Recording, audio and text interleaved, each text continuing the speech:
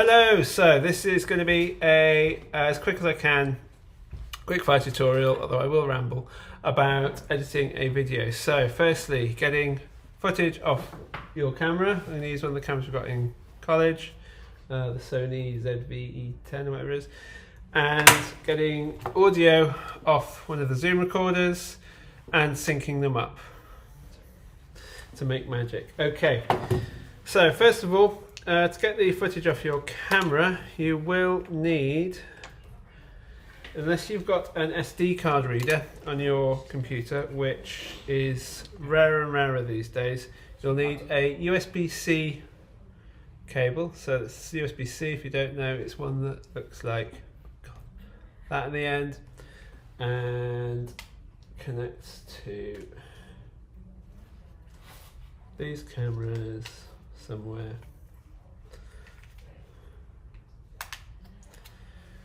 On here, just find the hole that fits. You will probably then also need a silly dongle like this if you don't have a regular USB cable on your computer. If you're lucky enough to have one, you'll be alright.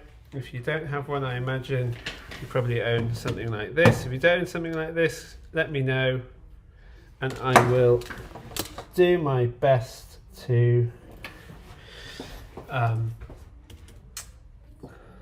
let you borrow one. I'm just taking up my external hard drive because I've realised there's no more holes in the back of the computer.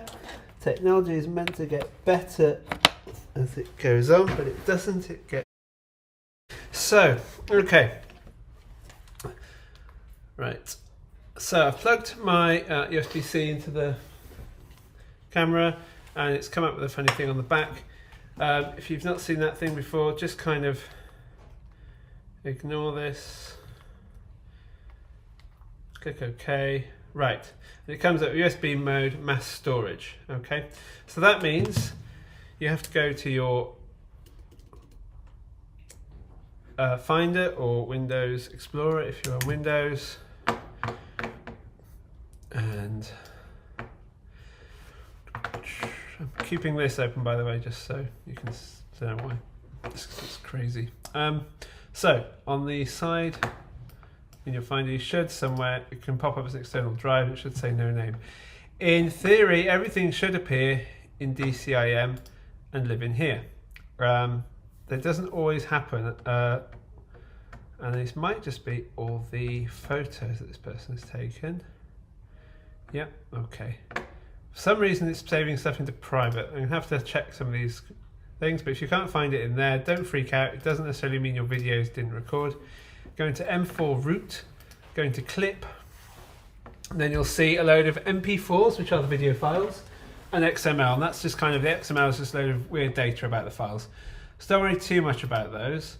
So I'm going to come down to a video I just recorded about how to get the audio synced. It's a beautiful face. Okay, now to take all your footage off the camera onto your computer, you really do need to make sure everything when you're editing is as best you can all in the same folder. So make a project folder,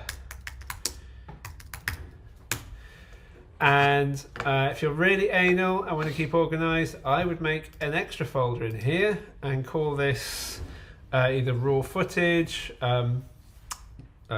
video, edit, not edit, just raw video footage.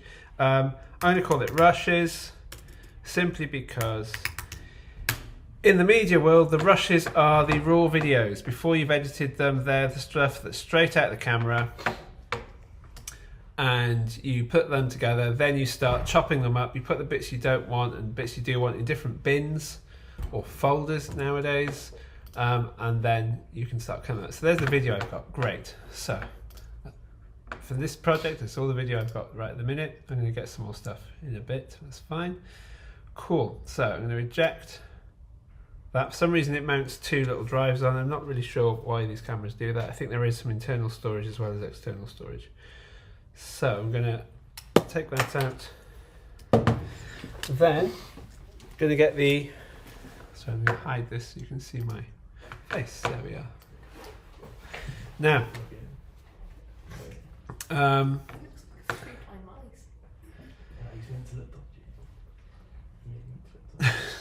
I doing? Come back here. I don't know if you can still see me or not. Who knows? Can you still see me? Yeah. Ah, this is a great video. It's the best video ever. Right. Okay. You got one of these, and don't switch it on yet. Try and pick up one of these USB cables. So it's loads of different cables. It gets a bit geeky. It's got a regular, normal USB end there, and this end is called a mini USB. If I can. Okay, it looks a bit like that. All right. We've got a few of these in university in the cupboard, so let me know if you don't have them. They're usually found plugged into printers and things like that, and scanners. So if you've got a random printer kicking around, which you probably don't these days, it might be used for like other music equipment and old game stuff. So yeah, anyway, one of those. Basically, there's USB-C hole on the there.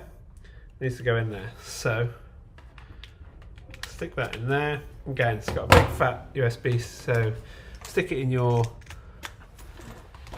dongle, I'm going to call it, and then you'll see on here this kind of just starts booting up, and it says, do you want, everything's back to front here, isn't it? That's not helpful. Storage or audio IF. Audio IF stands for audio interface, so you can use these to actually stream music through if you're a DJ, or you can use it as a 4-track recorder if you're in a band. Anyway, we want storage, so I'm going to click on storage. Then you get a funny little picture of a laptop connected to the thing. Okay, so stick it in there, choose storage.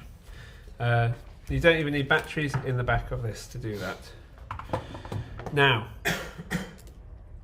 once you have the storage, it pops up in your Finder or Windows Explorer as H4n-SD. Okay. The other alternative, of course, is if you've got a SD card reader, you can take it out of the little slot and plop that in there. So in the H4n drive now, it treats it as an external hard drive. So you can use these as external hard drives if you're really retro. Now, I'm just going to work out which is the right folder. So you end up with loads of different folders, and if people haven't deleted the stuff they've recorded beforehand, you might...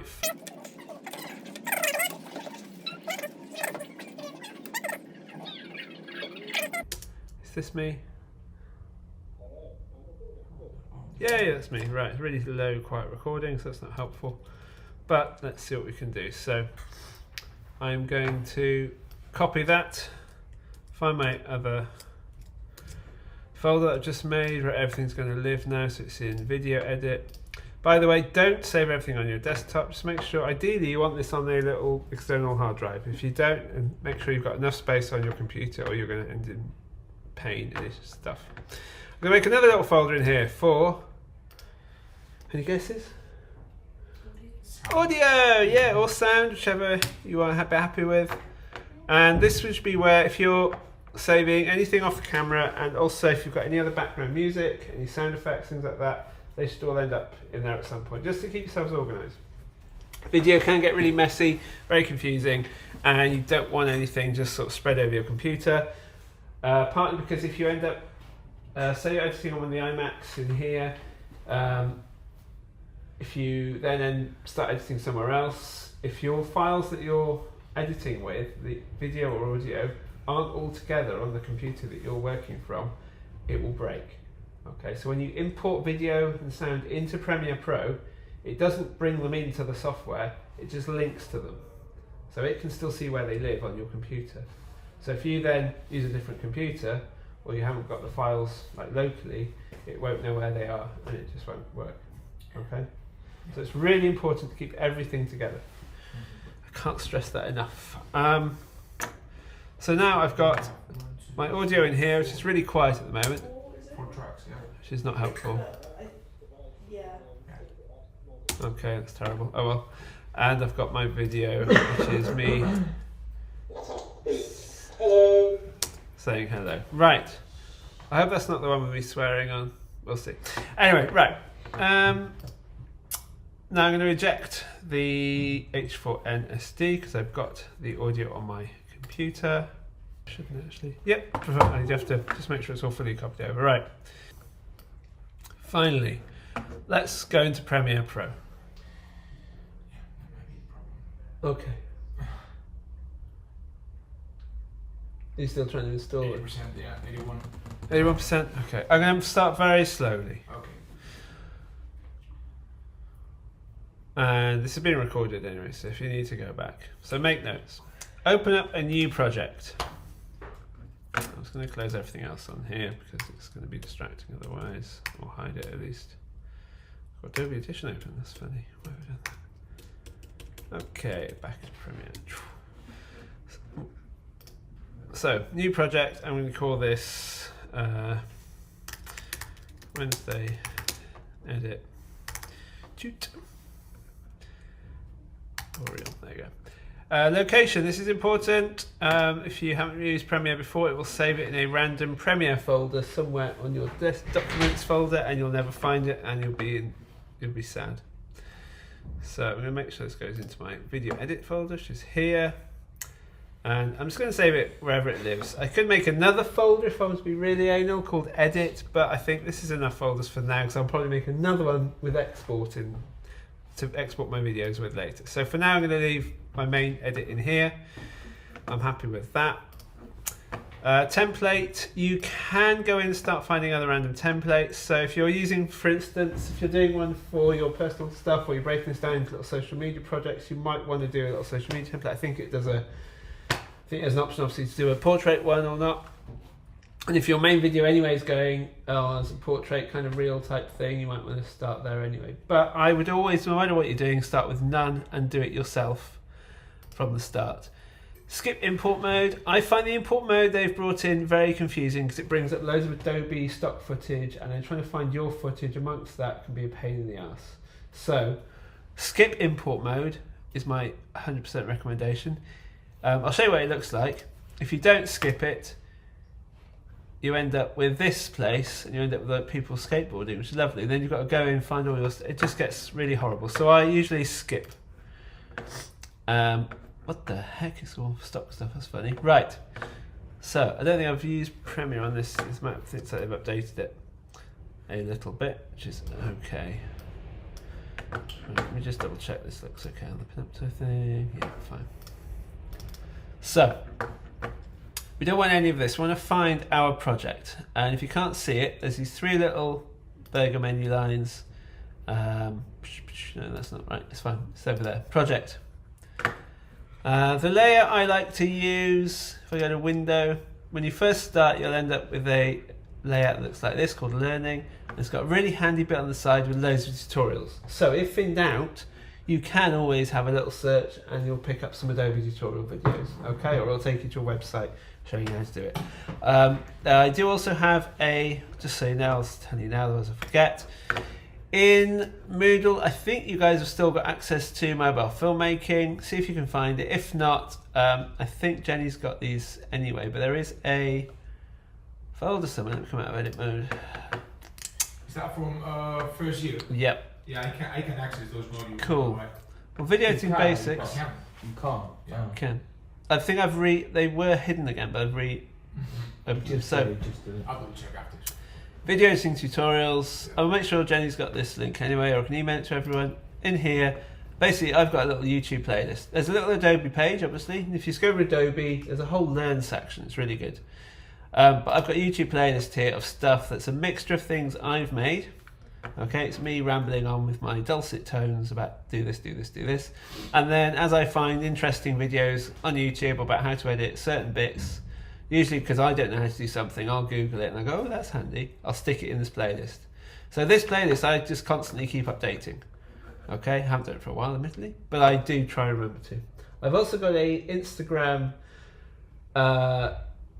save list, which I should try and share with you guys, and that is just loads of really cool accounts that do this sort of thing, like little snippets here and there for all different Adobe software as well. So anyway, there's that.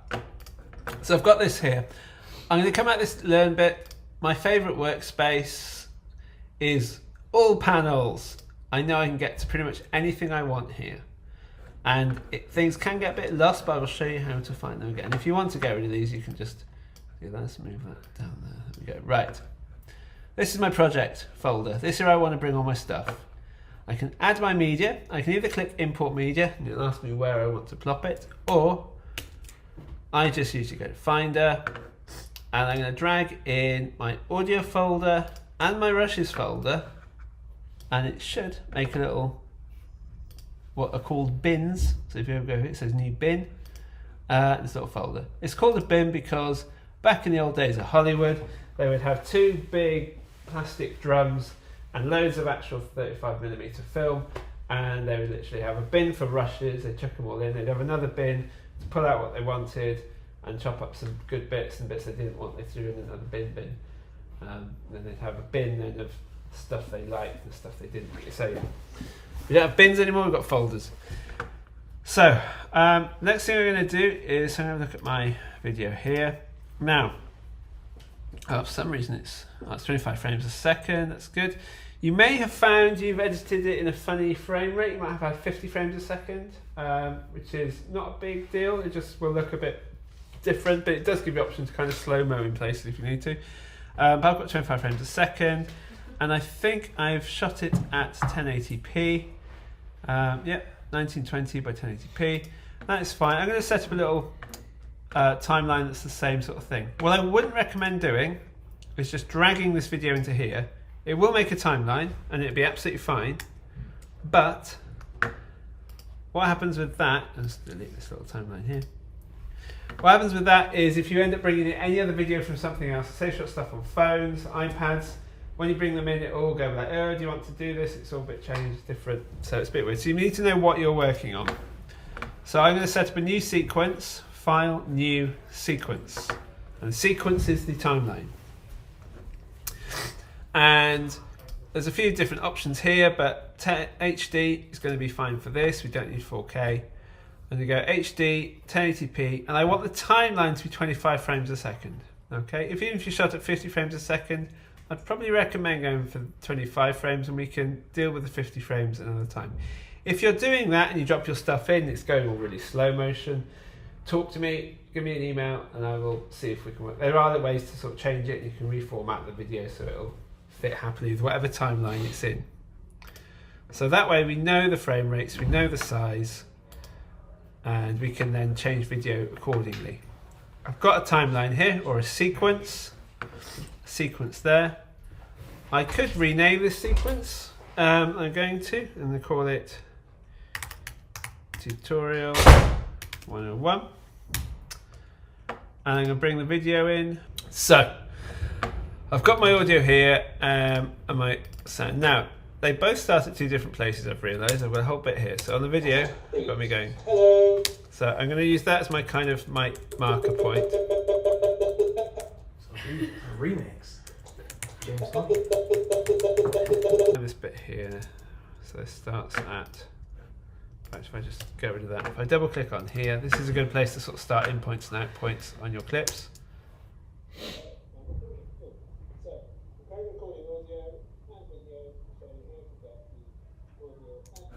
Okay, so it started here, right, fine, I'm getting this the wrong way around.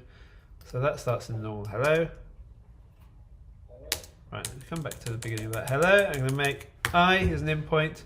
I'm going to drag this audio down to there. So that's the start of my audio clip. Now this one, it's got a big hello and then hello. Right. Hello. That's the same hello as the hello on the audio. So here I'm going to bring this down to there. If I didn't do that and I just deleted that, I could have just gone up here. This is how I'd normally suggest you edit. In case you've got loads and loads of footage, you want to just pick out the clips you want. Hello. Hello, I'm recording, cool. So, I'm currently recording audio and hello.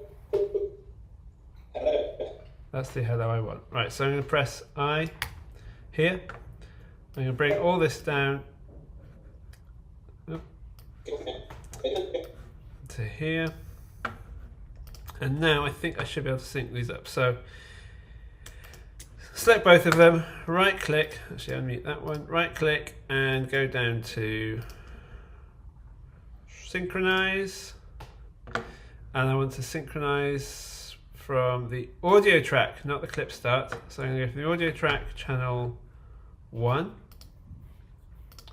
Click OK, there we go. It's moved that into exactly the right place. So in theory, I should have better audio on my audio recorder than I do on the camera. In this case, this is not the issue. This hasn't happened.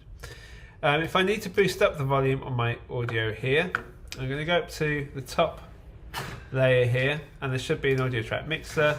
And because I'm on track 2, audio 2 is there, I can boost up the volume here a little bit. For instance, if I've done this and I don't want to use any of the audio on my video, I can just mute the video on there, and it should all look now quite sort of synced up. See? And that's just coming from the audio on there. Admittedly, the audio on the recorder is terrible. So, I'm currently recording audio and video because I'm holding it down there, which doesn't help. So I wouldn't recommend it. You can also boost up levels a little bit by that line in the middle of your tracks. You can drag that up, and you can see there the audio. Now, I think this could be a dirty way of doing it, and it might end up peaking, but we'll have a quick go. Hello, I'm recording. Cool. So, I'm currently recording audio and video to show you. Peaks a little bit when it gets to there, but Audio and video off each device. there you go. So, for all intents and purposes, that kind of works. Now, say you've got your video and an audio track, and you haven't got a decent audio, or you haven't got any audio at all here. What you could do is, for instance, if I didn't have audio at all, if I unlinked, if the audio on my camera's failed, I would have to basically make sure I could go in to my video here, and I'd have to just find something that looked like it was the same as the audio. So normally you have a clap. Okay, so if you've made a clap before, did you clap record if you recorded at all or anything? You might no, not. I think it's just saying like rolling. Yeah, rolling. That's fine. If said rolling, that's fine. Ideally you want something visual as well. So ideally someone there. So you can see that, because then you can match that bit with the sound that's recorded somewhere else. Okay, so if you have got that, you haven't got that, whatever, you may not need it. You really only need that if something goes wrong with the camera, really. There we go. That's the het. I'm going to put an in point there, and I'm going to drag that down to here. I'm going to find the same on the audio track.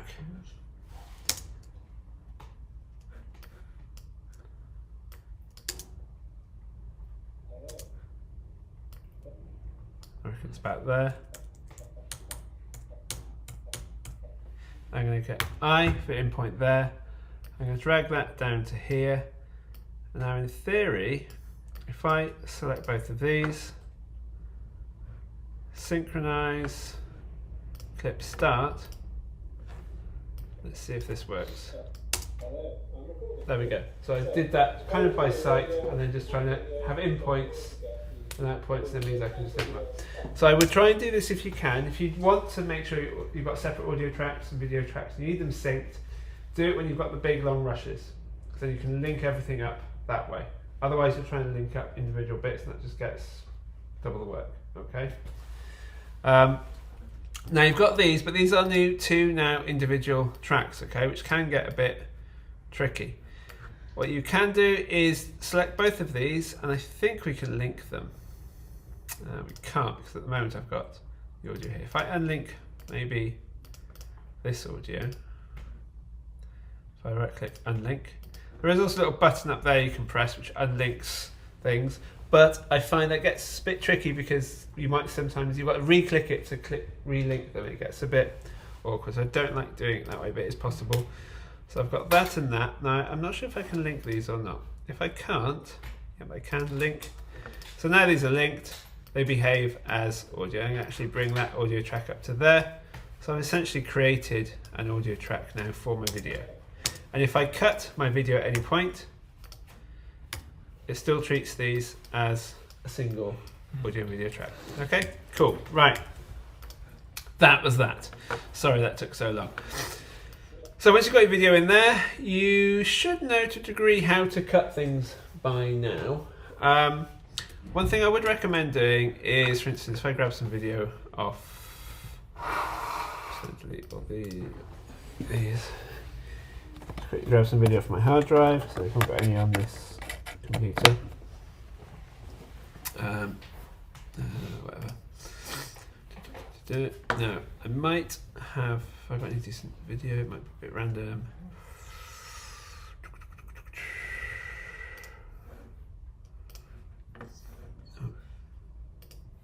Okay.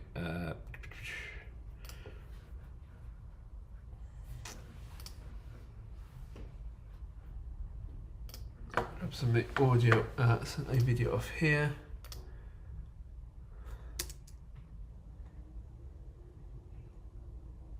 That's very random. Clip. I've got one that's. It is a good outfit. Thank you. There we go. So a bit of that. Right. So I'm just going to drag some of that video into this brushes here. So that's that video. And of course, I'm assuming you're not necessarily, you've shot everything you need. And as you well know, you might find you've come back, you started dumping all your footage down, and you're like, ah, crap, I need an extra bit of somebody just looking at their phone or some movement, people in the street. Obviously, then get yourselves to like a stock video website like Pex or something like that, and download some stuff and start cutting up that way. If you want to import images, that's also quite easy. And I'm not sort of going to necessarily tell you how to suck eggs. But I think Do you need images at all? Or you're going to have text, don't you? Logo. You will probably need logos. Yeah. If you want to bring in logos at all, there's a few ways of doing it. I'd probably recommend using a PNG. Ideally, you should be able to find a transparent PNG for some of your things. So who's the company you're working for? Dreams and Wishes. Dreams and Wishes. Ask me if they've got a logo. They may or may not. If they don't have a logo, obviously I'm pretty sure they do. Google online and see if you can download it. They will have a logo. They may not have a sort of version of it themselves, but if they do, send it to you. Ideally, ask them for a transparent PNG, okay? Because that means you don't have to sort of mess around with things too much. So I'm just going to bring this down here. I'm going to make another little bin down here for graphics. And yeah, definitely have a little logo at the beginning or at the end. And I'll show you how to sort of add titles and things now as well anyway. I'm going to bring that little one with a transparent background, but I'll also show you what to do if you end up with, for instance, say something like, is that going to work? You might end up one with like a big white background. So let's see. They're transparent, it's not helpful. I want one that isn't helpful, it's rubbish. Can I use an AI file? No, probably not. I was going to bring this one in anyway. Not ideal, but hey. Okay, we'll worry about that in a minute when I look at some credits and stuff. So we've got our little video here. We might do some little sort of bits of chopping. Chop, chop, chop. I'm going to move some stuff around. I might end up deleting certain things. I'm not going to go into proper sort of full-on video editing. You should know how to do that by now. If you don't, I'll bring up another video here, for instance. So where's that? So I've got this video clip here. So I'm going through. I find a little clip I want. Press I. O. So I get an in and out point. I'm going to drag the whole lot in. That'll give me some audio as well. I might bring that sort of just in there. I might end up start chopping this up to cut things. Once you're in the edit, this little toolbar at the side, the razor tool or C for cut, is quite a handy thing. And it means you can then just chop and move things around as you need it. If you end up editing something and you realise, I didn't want to get rid of all that, you can always just bring it back and forth. Okay. It works out pretty much every it works kind of how you're expecting. If you've used CapCut or anything like that before, it behaves in a very sort of similar way. You can sort of click and drag and move things around as you need to. The handy thing with using Premiere over something like that is, I believe, you can have extra sort of layers and you can sort of change blend modes as well. So I'm just going to bring this audio down off this one so that I might be talking about something and have a video over the top. And it could be I want to then sort of show that superimposed, that blended through the videos. If you end up in a situation where you want to blend videos at all, select the clip you want to blend or make more see-through and go up to Effect Controls and down to Blend Mode, and there's sort of various sort of little effects you can try here. So if I dissolve, basically anything that's dark sort of stays, and then lighter areas get shown through, so you can see my little face peeking up behind her or through her, which is a bit weird. And it might be you've got certain elements where you want to only show sort of the white elements, and that can create some nice effects depending on what it is. So it could be you've got a bit where there's a bit of narration about something and you want to kind of just make things a bit more sort of affected. It could be about something quite optimistic about the situation you're talking about. You've got some other footage from online. It could be you've not got a bit of footage but you want to have something else there, but you don't necessarily show stock footage. You could overlay some stock footage, give it a blend mode, and it will feel a bit sort of more like texture, sort of add something to the rest of it. So I mean, if I did that for this, it'll suddenly somehow make what I'm doing look a bit sort of weird and interesting. Okay, it may or may not be at all sort of what you need or at all helpful. So, got my little video clip here now. And you go through.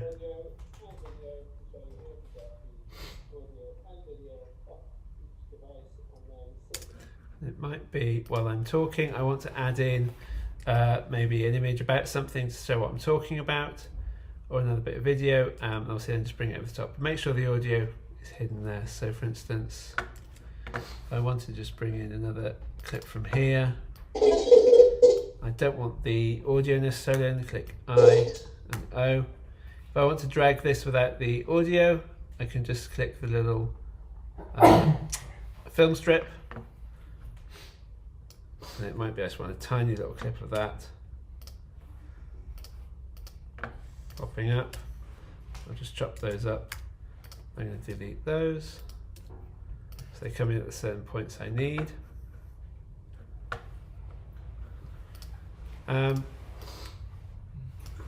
So really it's just about getting them chopped up. What you might find is if you've got a few different sort of sections that are almost like different scenes. So you've got one area where you're talking Different clips, yeah. that one thing. I like different clips and chopping them down and go How long is the video in total? How long should it be? more than 2 minutes probably. 2 minutes, that's fine.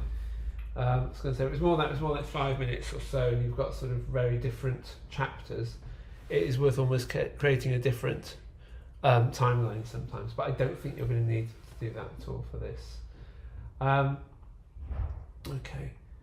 Do you know how to create titles and graphics? No, I want to ask you that as well. How to introduce people, like put their names. Right, brilliant. Well, what I would do, make sure you start, if you're opening up your video, so you can select all your footage like that. Once you've kind of been happy with where your video, they actually do a bit of colouring as well. So, got my video clips here. Now you might find you've got areas that are too dark or too light. You just need to make sure there might be a really weird sort of lighting in the room. Mm-hmm. If you need to change the colour of those,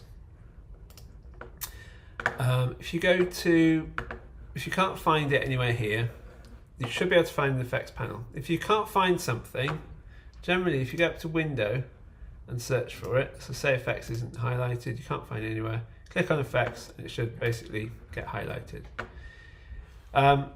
Within here, if you click on these two little arrows, there's all different sort of areas to be playing around with. You want to go to Lumetri Color. And in Lumetri Color, it might look like this. It probably looks a bit more open like that. If I click on a a clip, for instance. You start off with basic correction. There's an area called input LUTs. Now, I don't think any of you shot your footage in a log file format. I think does it look kind of, the colours look okay at the moment? They're not like all washed out and No, flat. it's fine. Okay. Yeah.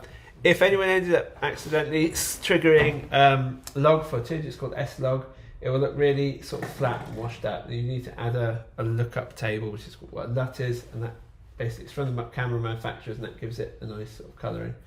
If you haven't done that, don't worry about LUTs, but LUTs are not the same as adding effects, because if I add one of these, it'll make my footage look really different.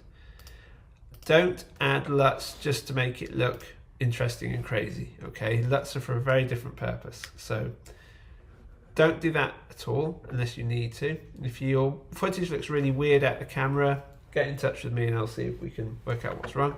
But generally, you want to sort of shift around basic colours. Now it might be you're in a room that's got really sort of weird orange lighting, it's quite sort of, and I think it's a bit weird and golden.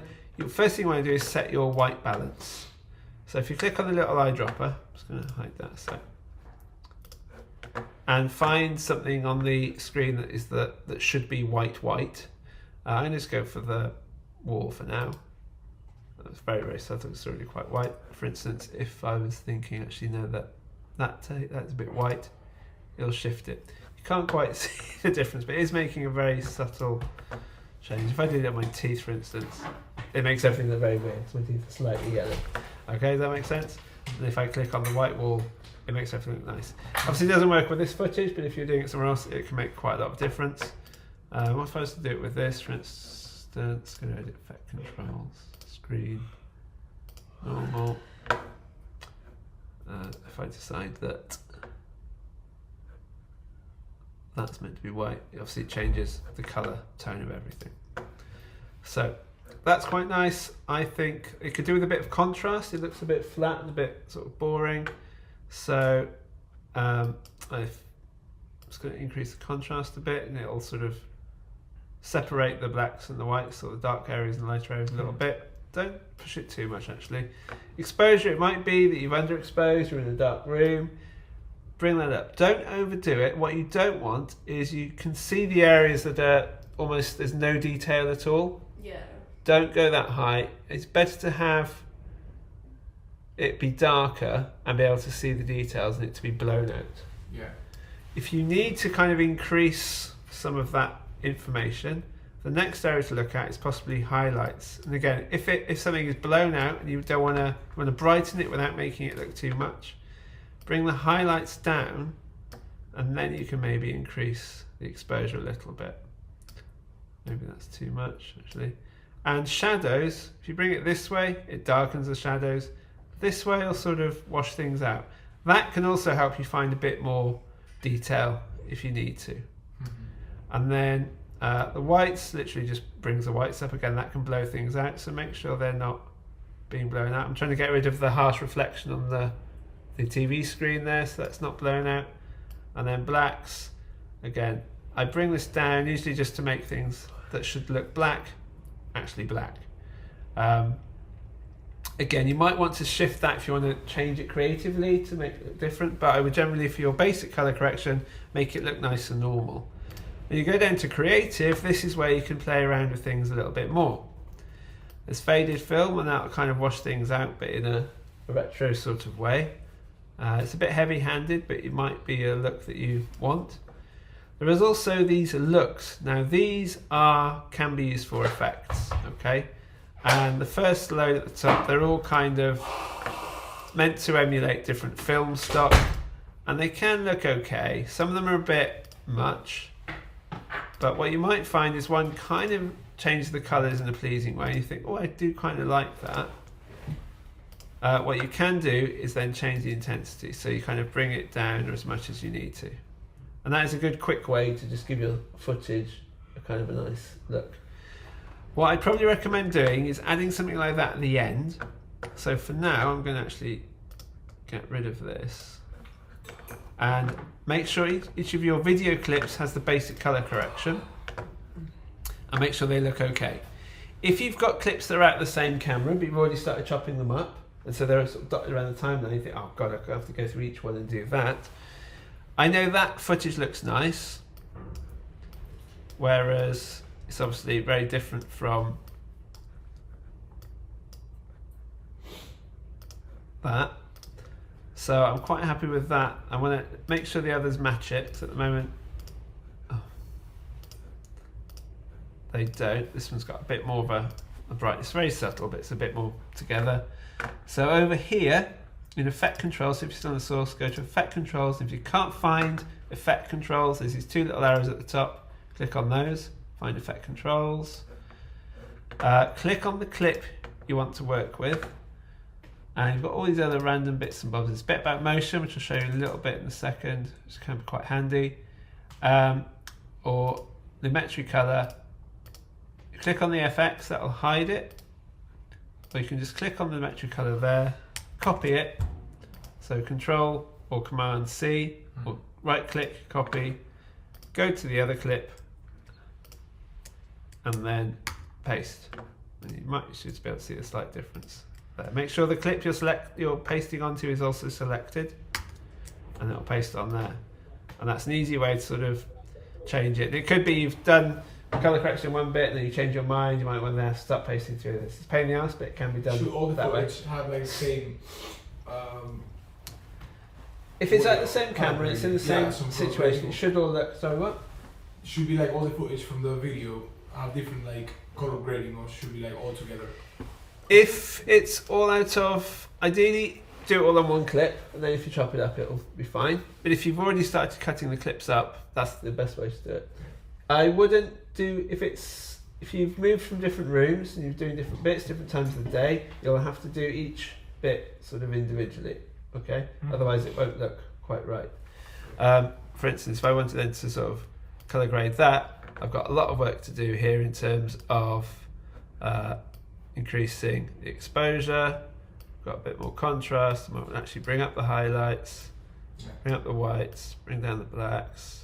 I might want to increase the saturation on this a bit as well. So that kind of looks okay, but it's very different from that. So I could, in this case, again, click on that clip, find Lumetri color, copy, and paste. Then it means everything looks kind of okay. All right. So actually, I'm going to bring these back in. I'm just going to dot in those over the top at certain points. Right. Get rid of it there. I'm going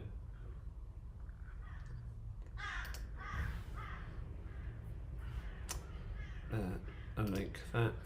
Get rid of the audio there actually. There we go.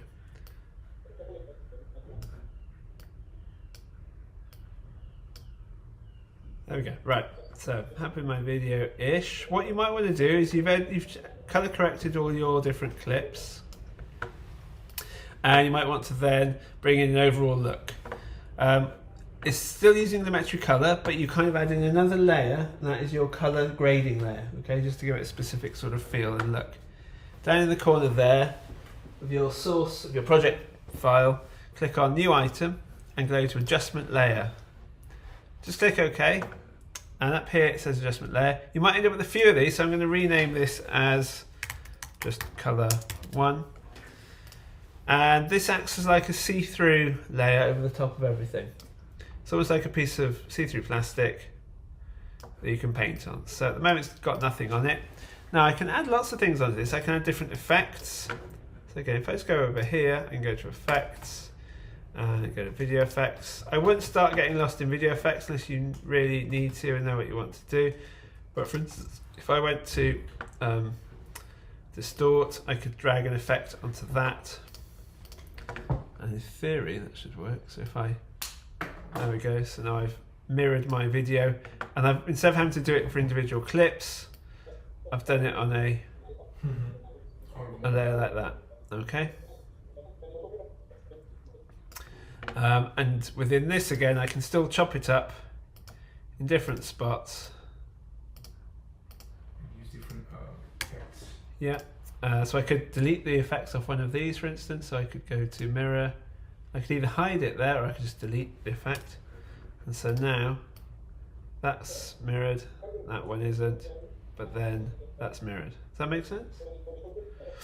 Okay.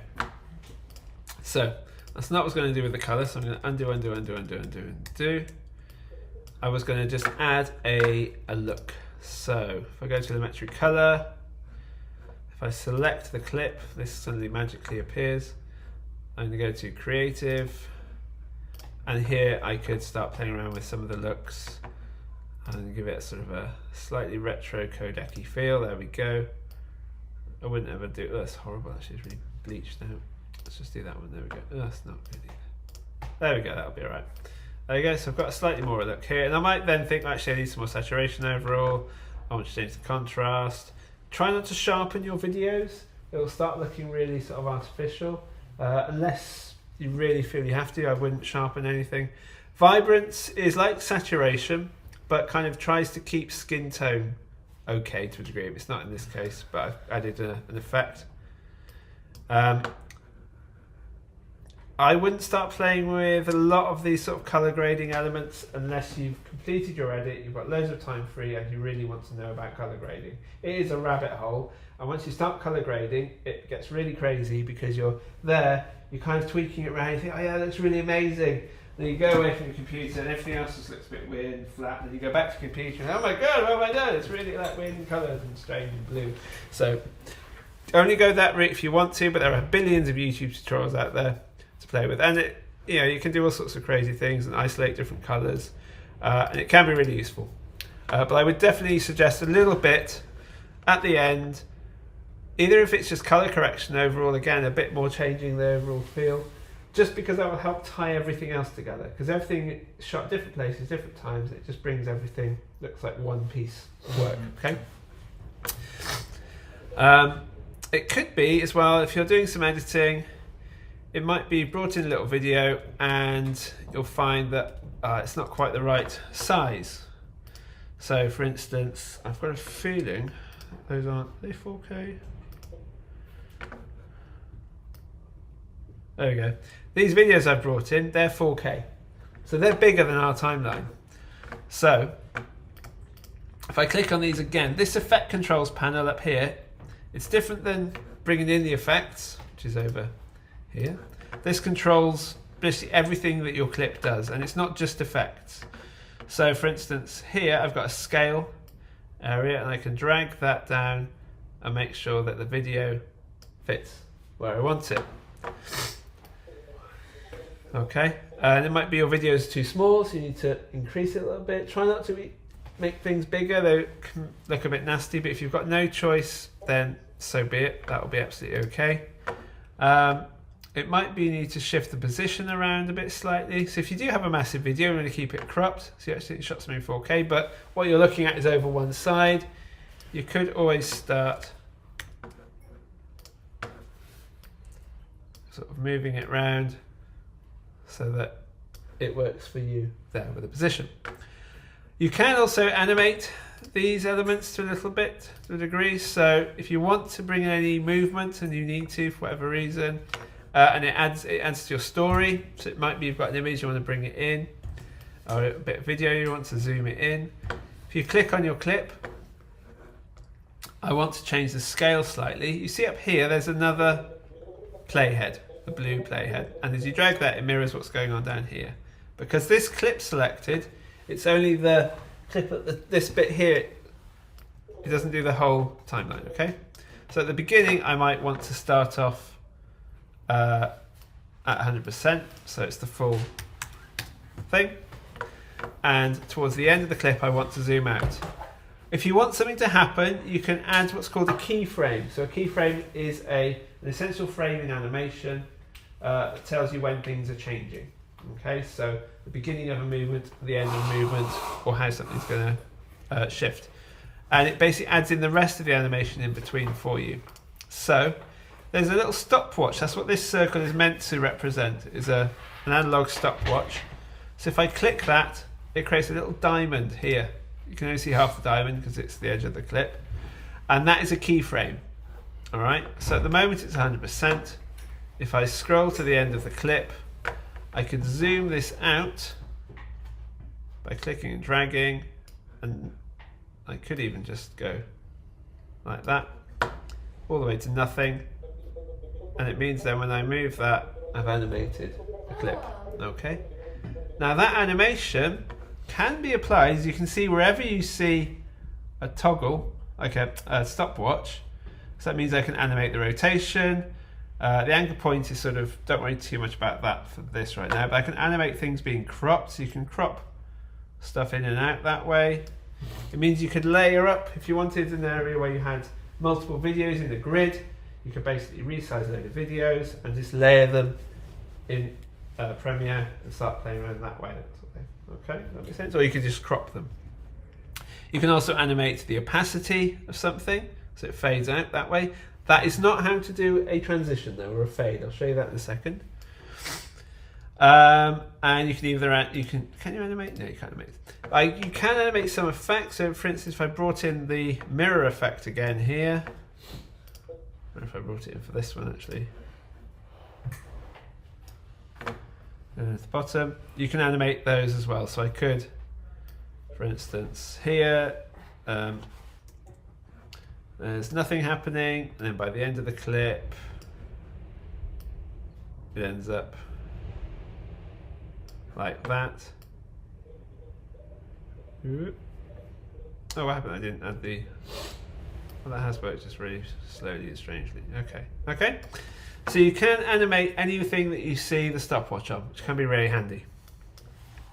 If you want to fade in and out between clips, the easiest way to do it is go to the edge of your clip. You don't need to have it highlighted, but you see the cursor. You see where it turns from the arrow. Make sure, obviously, the selection tool, or V, is selected. That's kind of your default tool here. Go to the edge of that. You should see a little square red sort of bracket, an arrow.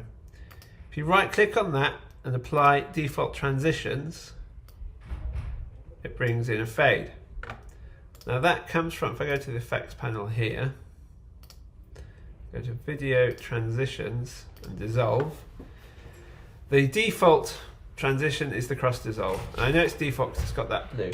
It might be you want to play around with other dissolves, in which case right click those and make them default. But cross dissolve is your go-to generally. Okay, film dissolve can be quite nice. Cross dissolve just does the job.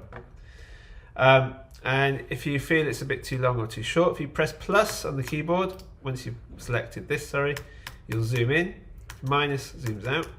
It might be when you go in and you can change the speed of the dissolve. It will also apply it to audio as well, so be careful. That might not be what you want, or it might be fine.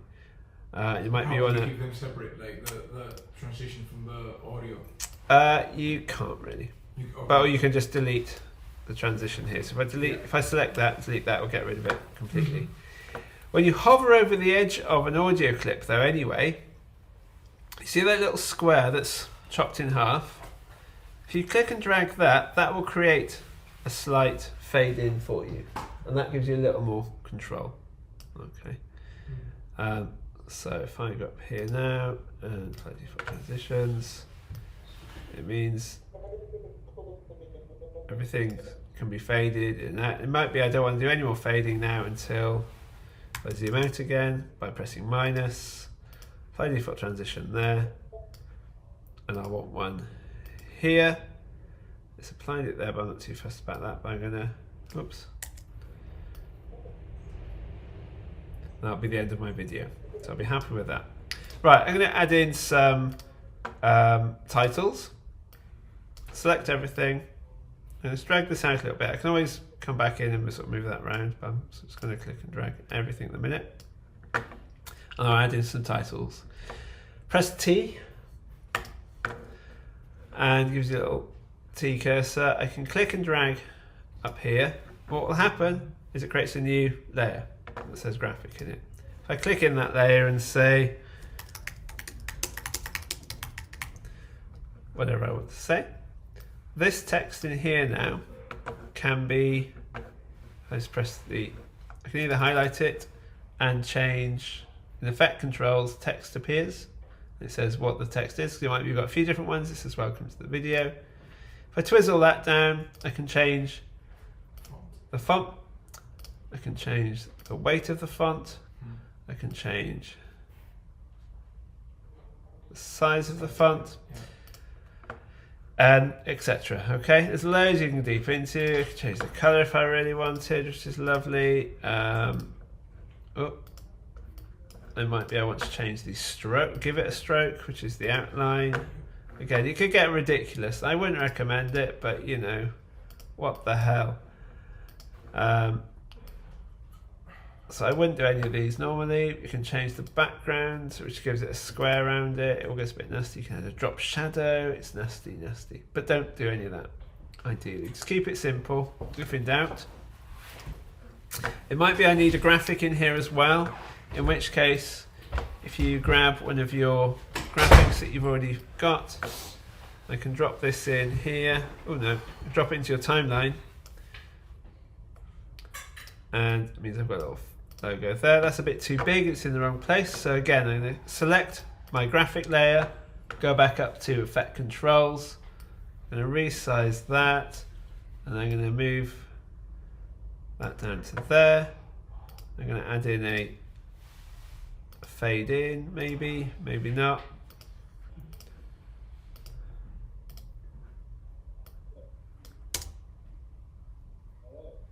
Where do you see like the other transitions if you wanted to do something else? They all want to be more fancy. Yeah, like more fancy. So. Let's have a look. So what have we got here? There's lots of, there are some really cool, like, they've baked in some ones that used to be quite expensive actually, which could be quite nice. So for instance, if I wanted to, I think the newest version, there's a thing called Film Impact. You can get some quite cool stuff. So if I get earthquake impacts, if I stick that in, I don't know, there, I think it might make everything wobble. Like that. It's good fun. So we can get all like crazy with it. Got glass impact. What's that do? Oh no, that didn't work with that one. Error. TV power impact. What does that do? What? For some reason. Let's go see how it works. All right. What's the other impact differentials? Chaos impacts. I don't know. It's getting a bit mental now. There we go. That wasn't very exciting, was it? It wasn't very chaotic. Flash impacts. You get the idea. Yeah. Okay. Just So you can just go a bit bonkers with it all if you wanted to.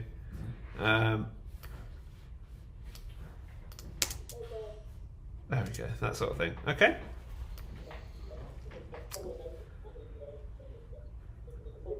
So it's all quite magical, and suddenly you can make a very fancy looking video. And it might be just like the beginning sequence. You might want some fancy things like that. I'll just give it a bit of interest. Certainly, if you want to start editing the social videos, media videos, you can do that as well. I'll show you very quickly how to do that if I can. So I've got a bit of titling here, that's nice. And at the end, I want to bring in another title, so I'm going to press T again. So drag the playhead where I want it. And so you want to add your credits. Oh gosh, sorry.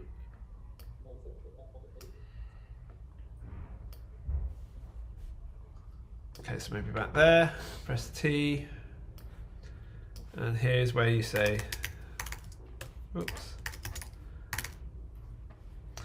No, I think, oops. Okay, it's created on the same layer, that's all right for now. But you could add extra layers and sort of start layering things up that way. This text is hideous, I'm just going to select that. I think if I click the arrow tool and click on it, that kind of affects the whole of the text box, so I don't have to highlight. I'm going to come up here, I'm going to change a lot of this, so I'm going to make sure that's white again, and get rid of the stroke. I'm going to bring that down to a more sensible thing. So thank you to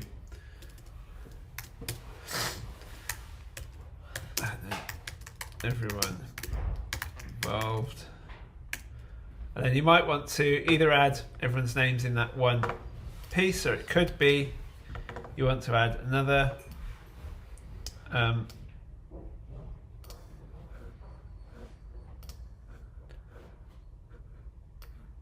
text layer in up there, because you might want it to fade in at a different point. So I'm going to bring that, I'm going to maybe add a dissolve to that one. But here I might, so there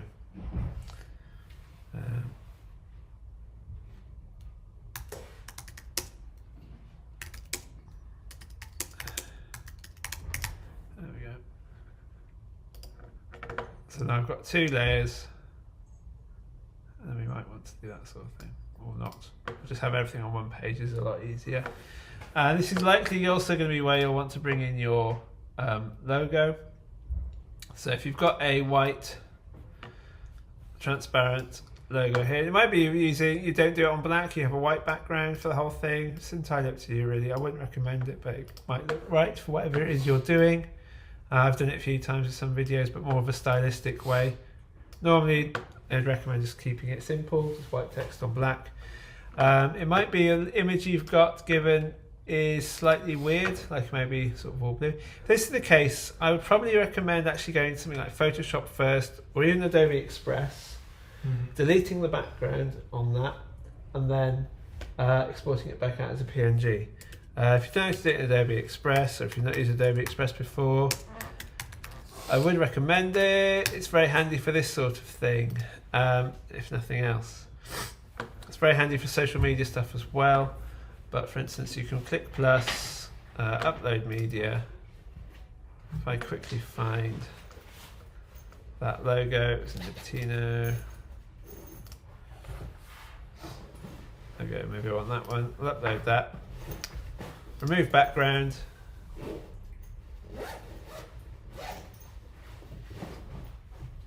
There we go. And now I can download that to my folder that I'm working on right now. I'll make a new folder because I'm really anal about it.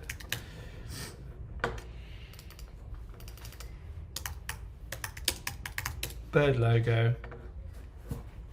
Then if I come back to Premiere, I know it's a different logo than there, but yeah, you get the idea. Where is it? Desktop, video edit, graphics, bird logo, bring that into here. Now in theory, it's created a transparent PNG for me. I'm just going to drag this up to the top. There we go. Where is it? There it is. Select that. Okay, so that's probably the best way rather than going to Photoshop and stuff. So Adobe Express, have a little play with it. It's free. I think these tools are completely free to anyone. If you've got an Adobe account, which you have now, you've got even more access to stuff. So rinse that university email while you can. That's probably all you'll need to know. Now to export, if you want to add in sound as well, again, they've got other sound beds, just bring them into these layers here. Fade in and out, change the volume the way I've showed you. It's not much more to show you, I don't think. Yeah, I'd rather just keep it simple. Keep it simple. Instead of There is that's what I always kept saying, just keep it simple, almost stupid. So don't even try, just make it work, all right? To export, the easiest way these days in Premiere is literally go to the top here where it says export. Click on that. Give it a name. It's got a name. Make sure you know where the location is. Again, the first time you use it, it will save it somewhere completely random, which you do not want.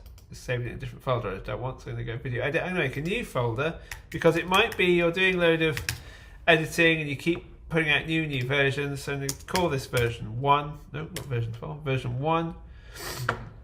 Click save. Format. Right. By and large, this can be a minefield, but you are exporting it simplest, quickest way for a client who's likely going to end up putting it on a website or YouTube. If that is the case, I think the default comes up as H.264. which is a codec. Don't get too lost in them because as you can see there's lots of them. It basically creates an MP4 file, and H.264 was made for high definition video for the internet, so it makes a lightweight file. Okay, there is a temptation to do something like just go down to like, I don't know, MPEG or QuickTime. That gets a bit complicated. QuickTime will create. It's like a Mac. Not anymore. QuickTime's become a regular format now for like broadcast quality stuff and things.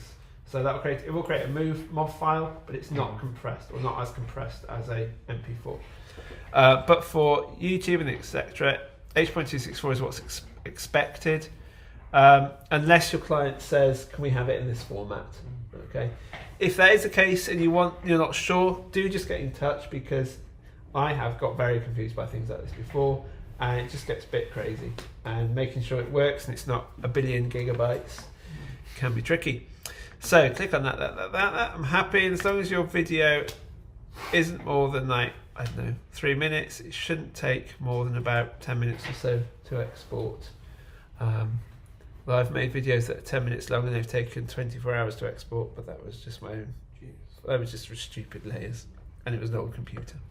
So that is exported, and just double check that has worked. Yeah. There we go. Four Welcome to tracks. video. I didn't take the other one. Yeah, no, I think because some of them are like. Cool, that's worked. Save your project. Oh, there's something I forgot to say, and I always forget. Right at the beginning, once you set it up, you've got your videos in, save it. All right? That'd be good. Because what we'll save as, it doesn't save your actual video, it saves it as a Premiere Pro project, or a PRPROG project. Make sure you save that in here, okay? Otherwise, and make sure you keep saving it as you're going along, just in case.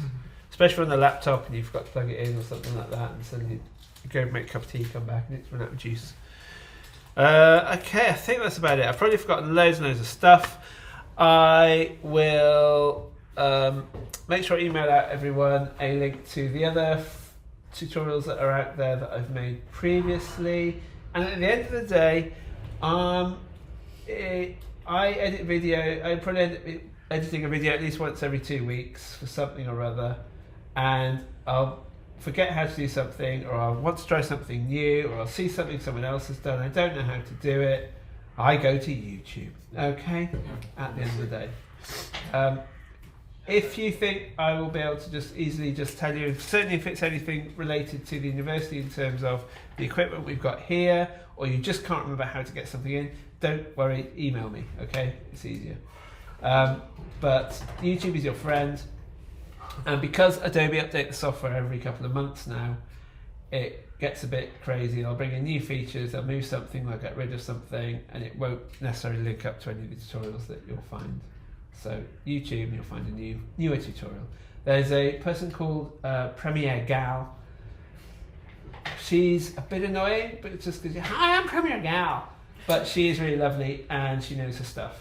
I think she's sponsored by Adobe, so she loves it. But she will be able to. She's really good, and her tutorials are really clear. Yeah. Because there's all sorts of crazy AI stuff now you can do. So if you've got some footage and you've not quite got enough footage, you can make AI make up whatever it thinks is before or after the footage. It gets a bit. I wouldn't recommend going down that rabbit hole unless you really need to. Okay.